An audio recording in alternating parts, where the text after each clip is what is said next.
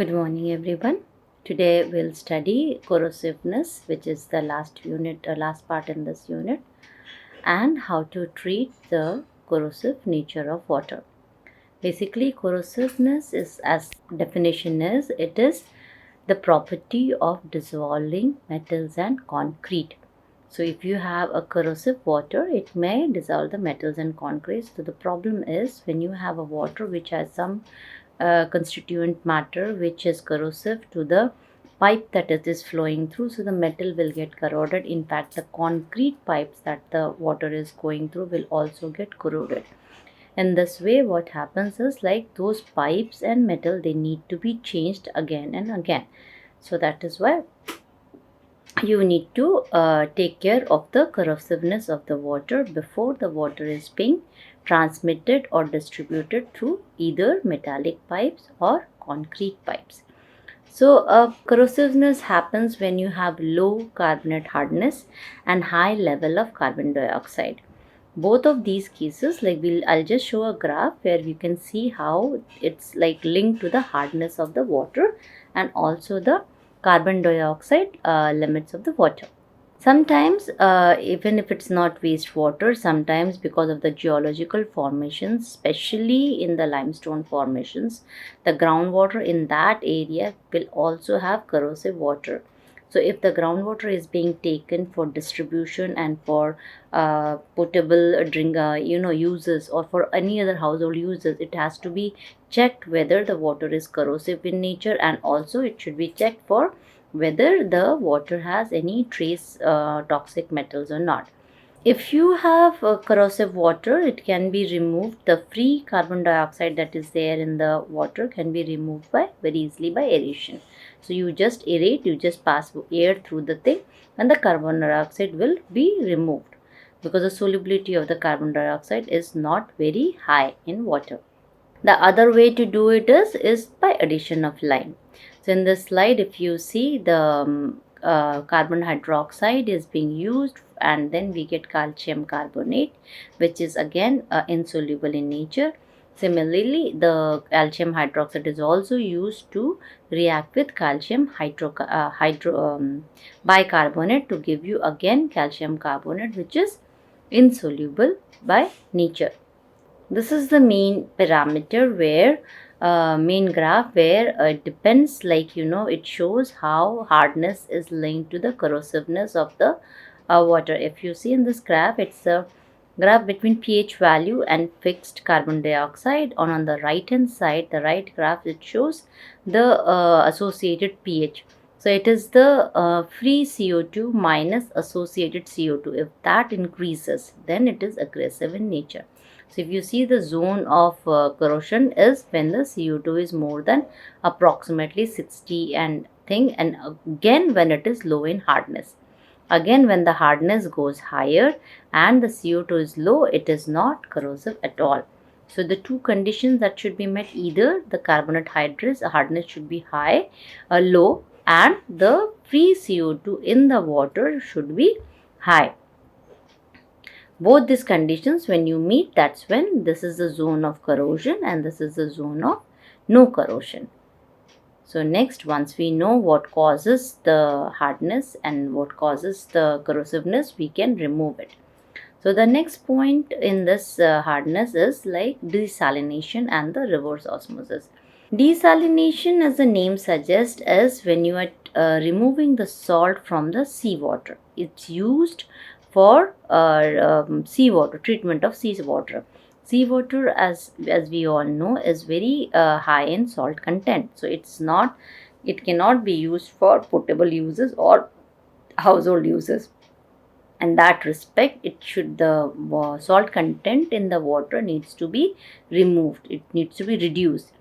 So, but in the seawater, most of the water is in the most of the compound is in the form of TDS. It's in a dissolved solid format.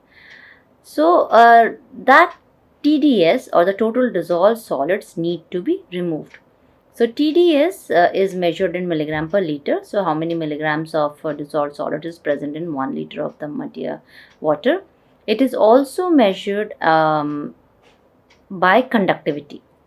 So the amount of TDS which is there in the seawater, so because it's salt, ionic salts are there, it can also be measured by conductivity.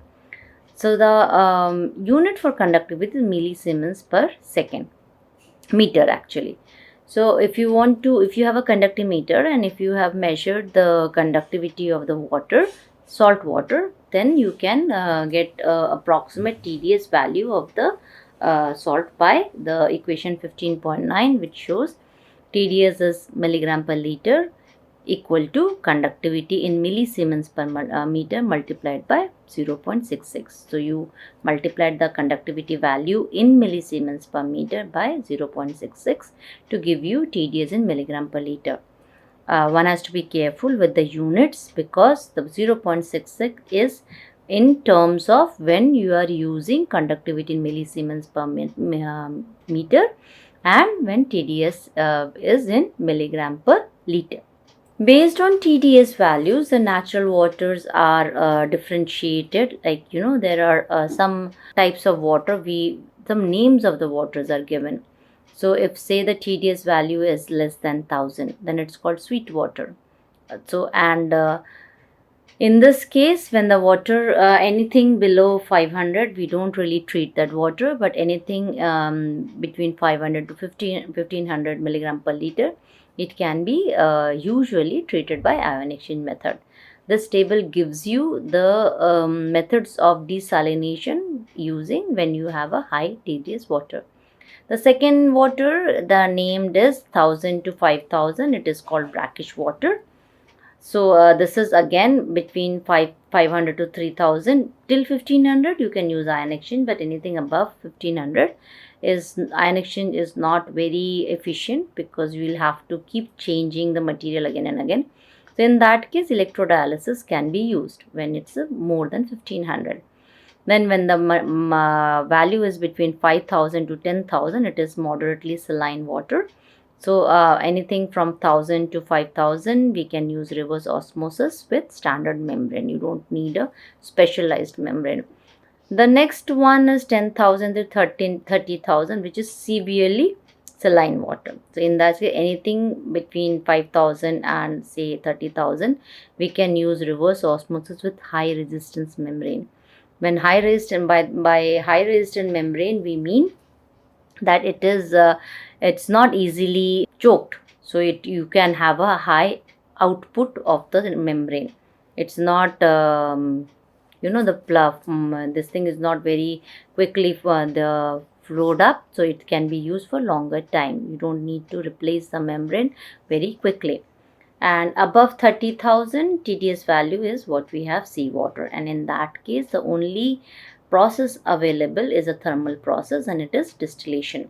So we'll go over electrolysis, reverse osmosis, and distillation briefly. Ion exchange had been done in the previous unit. So what is electrodialysis?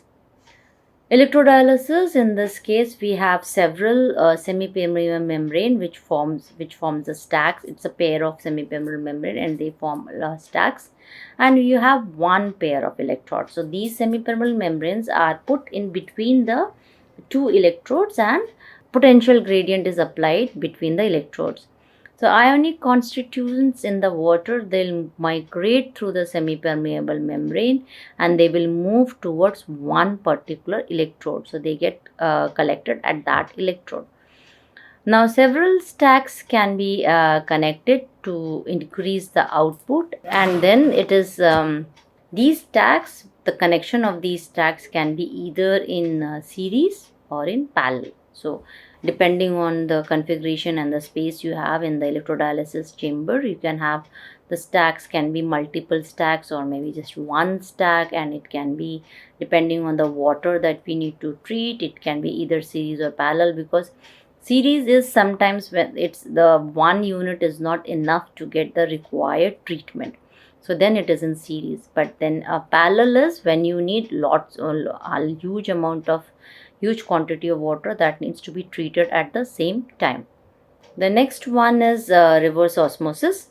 Reverse osmosis process is, as the name suggests, is opposite of osmosis process. Now, osmosis is what happens when plants they take up water from the soil.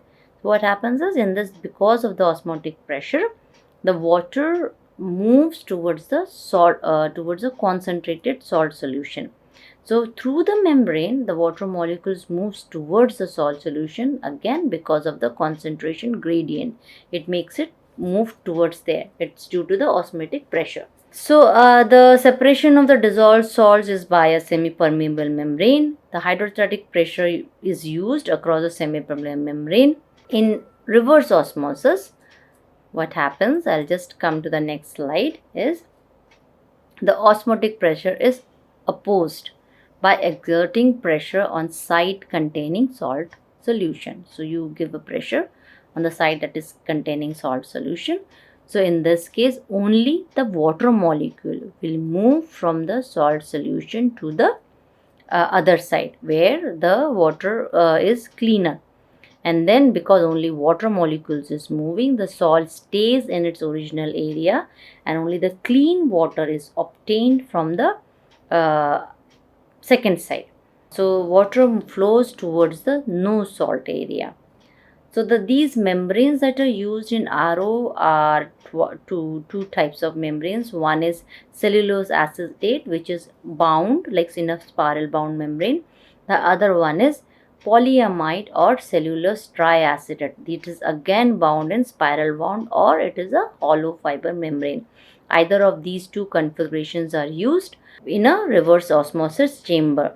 The salt water, once it's too concentrated, can be taken out from the other side, and numerous ways and means are used to take care of this concentrated salt solution. Reverse osmosis does not work below 600 kg per centimeter square. Usually, the operated pressure is around 1000 kg per centimeter square. So when the pressure drops around 600, it doesn't work. So we have to be careful that it should be around 1000 kg per centimeter square. And again, it's a concentration process, like the water moves from the high concentration to the low concentration, and then once the concentration of the salt solution increases quite high, then it has to be removed from the system. One thing to be taken care of is presence of sulfates and carbonates. They affect the RO process. Basically, they'll form a precipitate which might block the membrane pores. To ensure that doesn't happen, this is called poisoning of the membrane. To ensure that it doesn't happen, the sulfates and carbonates which may be present in the water need to be removed before RO can be used. So in this case, pre-treatment of the feed water is required. And sometimes if the pre-treatment is not feasible, and if the sulfates and carbonates are in smaller quantity, we can also have multi-stage reverse osmosis, which gives 90% recovery of the water in the original solution. Again, for removal of sulfates and carbonates, which is carbonates are the temporary hardness parameters, probably if it's calcium and magnesium ions. Sulfates are permanent hardness constituent if it's a sulfate of calcium and magnesium. So we can use precipitation of these compounds to remove the same. This brings us to the thermal process, which is distillation, which is what we use for desalination of seawater. Now, distillation, as the name tells, is like distilling the water vapor. So, what is done is the saline water is actually boiled. So when it boils at 100 degrees, a little over 100 degrees, the water vapor that is produced is pure water. So only the water first, it evaporates, leaving the salt behind in the solution.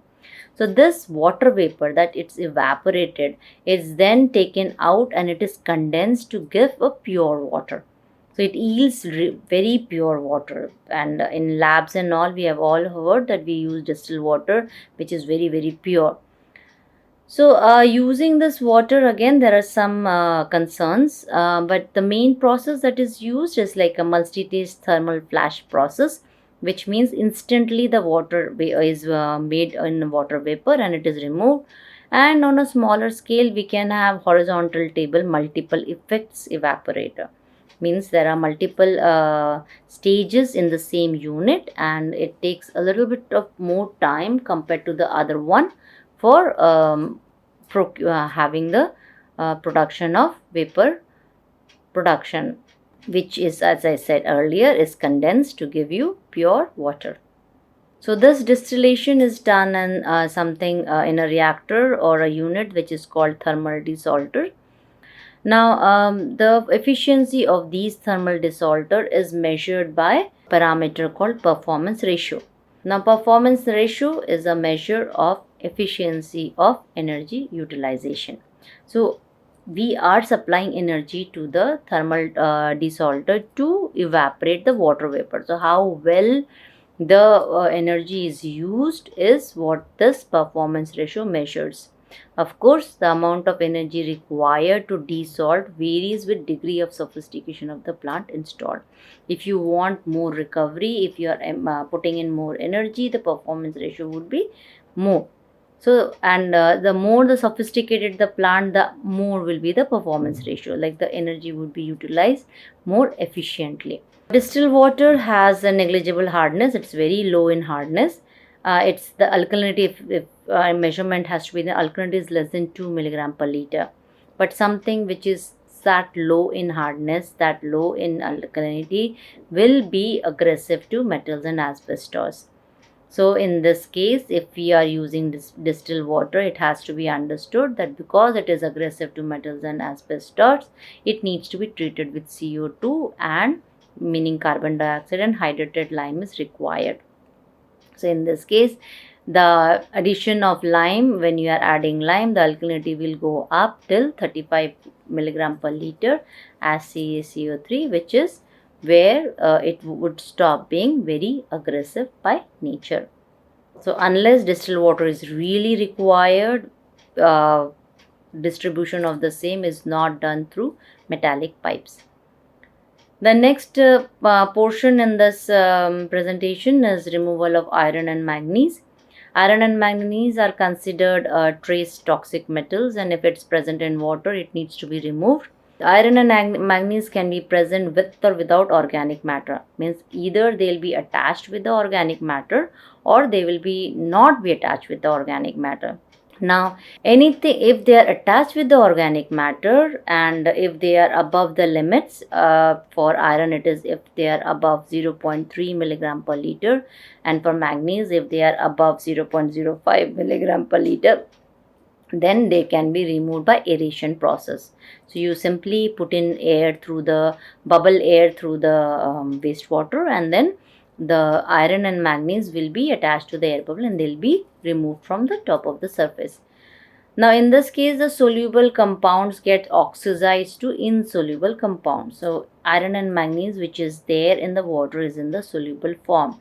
So when the air is bubbled through the water, these compounds, they are oxidized, and the oxidized form of these compounds are insoluble by nature. So they form the PPT, precipitate. So they'll precipitate out, and once they precipitate out, they can be removed by either sedimentation and later filtering through a rapid filter or any other method. So it can be by coagulation, it can be by sedimentation, it can be by filtration. When the same iron and manganese, if it is attached to organic matter, what happens is the pH has to be increased. If the pH has to be increased, there is an increase in the pH. So in that case, it has to be removed by either lime or chlorine or potassium permanganate is added. So because we need to increase the pH to again precipitate out, so addition of lime, which is the cheapest form, chlorine is very efficient, and of course potassium permanganate is also very efficient. Either of those two chemicals can be used. Another thing that can be used when the iron and manganese is attached to organic matter are zeolites. So you do the exchange of the iron with on the zeolite crystal. Removal of toxic metals, like if you have something like fluoride or nickel, anything less, anything above 1 milligram per liter definitely need to be removed. But these metals are in very low concentration. That's why it's called trace metals, but they are still toxic nevertheless. So they need to be removed again in the form of their precipitates. So similar to earlier iron and manganese or other chemical compounds, if we add lime or sodium hydroxide and maintain the pH between 8.5 to 10.5, these toxic metals can be removed easily. On the other hand, if we have nickel, then the pH has to be around 11.5, because nickel only reacts in that pH range, and then precipitate can be removed again by coagulation, sedimentation and filtration. For precipitation of these trace organic material, ferrous sulfate or ferrochloride can also be used. Removal of fluorides is done when it is more than 1.5 milligram per liter, and magnesium is used for removal of fluoride. It should be noted that excess of fluoride will give something which is very bad for the teeth. So you get yellow teeth, the enamel of the teeth becomes very bad. So, and then finally it dissolves the teeth also if it's very high. So that's why it needs to be removed. We'll end the unit with the example of design of a zeolite water softener. So basically you are using zeolites to remove the hardness from the water. So you're softening the water. So the parameters of the design unit is given here. So it says that the factory will work for 8 hours a day. So we need to produce water enough for 8 hours a day. The water softener needs to produce soft water per day is around 30,000 liters. Raw water hardness is given as calcium carbonate around 450 ppm. The treated water hardness from the zeolite softener is around 50 ppm. So you need to remove 400 directly from the softener. The ionization capacity of zeolite, this data comes from the manufacturer. So for every meter cube of zeolite that is used, 10 kg of the hardness can be removed. So that is a number. So if you want to remove 10 kg of hardness, you will need 1 meter cube of the zeolite. That's what it means. The last line, the salt required for regeneration of zeolite is around 50 kg per meter cube of zeolite. Meaning, if you have 1 meter cube of zeolite that needs to be regenerated, we need 50 kg of salt. So let's do this. So quantity of soft water required per day, because we are only working for 8 hours. So it is 30,000 times 8, which is what it is. Volume of the water. Hardness removed is 450 minus 50, which is 400 ppm. So percentage hardness that we need to remove is around 88.89%. So quantity of water to be treated is approximately 240,000 liters, or you can say 240 meter cube, multiplied by 0.8889 will give you approximately 213 meter cube per 213 meter cube is the amount of water that you need to treat per day. So hardness removed per shift, 8 hours is a shift, like one shift. So hardness removed per shift is 213 meter cube multiplied by 450, which is what we are removing. So it will give you 95.85 kg of hardness that is removed per shift. Now to remove this much of hardness, how much is the resin required, or how much is the zeolite required? If you remember, like it's 10 kg of hardness can be removed by 1 meter cube of the zeolite. So we divide this value by 10 to give us 9.585 meter cube of zeolite that is required. Zeolite softeners, we all know that it requires regeneration. So of course, when the water is coming in, we cannot stop the zeolite softener for regeneration. It has to be a continuous process. So we provide multiple units with 1 unit of zeolite softener undergoing regeneration, while the rest of the unit will still be treating the water. So if we assume 6 units are provided, so 1 unit as a standby unit, or it is the one that is undergoing regeneration. So the amount of material that is required will be distributed in the 5 units, actually 6 units, but 5 units are working. So in the previous slide, if you see, we need 9.585 meter cube, total meter cube of zeolite. So if I split that amount in 5 units, I get 1.917 in each unit. So actually there will be 6 units of 2 meter cube, 5 units working and 1 unit as standby, 6 units of water softener units. So we can have 1 by 1 length and breadth, like 1 meter by 1 meter multiplied by 2 meters, which is the depth of the zeolite, volume of the zeolite, to give us 2 meter cube volume of the zeolite. Now salt required for regeneration, again, like it's like we amount of zeolite we have is 9.585. So multiplied by 50, because we need 50 kgs per meter cube of zeolite, will give me 479.25 kgs of salt solution.